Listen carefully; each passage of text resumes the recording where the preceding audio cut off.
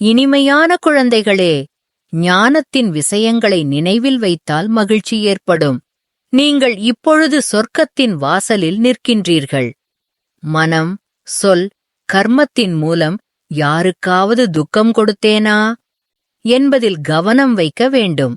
தனது சுபாவம் மிகவும் நன்றாகவும் இனிமையாகவும் இருக்க வேண்டும். சகஜமான பாதையை புரிய வைத்தாலும் குழந்தைகள் மிகவும் சிரமப்படுகின்றனர். இரவு பகலாக எவ்வளவு முடியுமோ நினைவில் இருங்கள். அசுர அவகுணங்களை அழித்து விடுங்கள். எந்தவிதமான அசுர காரியமும் செய்யக்கூடாது. சிவபாபா வந்திருக்கிறார். அவரே நமக்கு கற்பிக்கின்றார். உங்களுடைய புத்தியில் படைப்பவர் மற்றும் படைப்பின் 3 கால ஞானம் இருக்கிறது. இது இராஜயோகமாகும். நமது புத்தியின் தொடர்பு பரமபிதா பரமாத்மாவிடம் இருக்கிறது.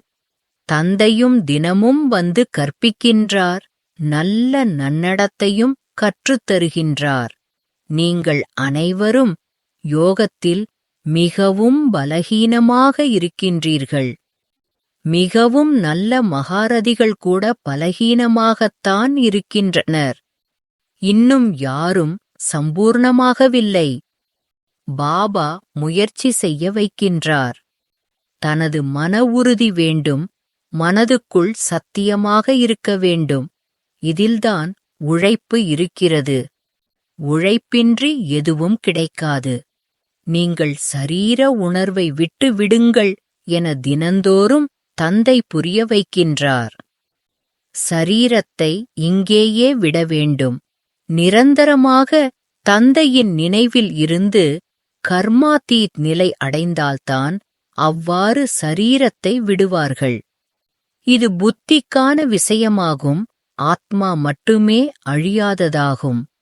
இங்கு சரீரத்தில் வந்து தனது பங்கை நடிக்கின்றீர்கள்.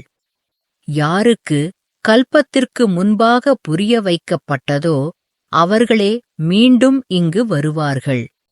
இப்பொழுது வீடு திரும்ப வேண்டும். இந்த உலகமே முடியப் போகின்றது. இந்த உலகில் எந்த சாரமும் இல்லை. ஆத்மாவின் சொரூபமே அமைதியாகும். சரீரம் ஆத்மாவிற்கு கிடைத்த பிறகு கர்மம் செய்கின்றது. பரந்தாமத்தில் மிகுந்த அளவில் அமைதி கிடைக்கும். நாம் பாபாவுடையவராகி விட்டோம் என்பது மட்டுமே புத்தியில் இருக்க வேண்டும். பழைய உலகம் முடிந்தே ஆகும். நல்லது.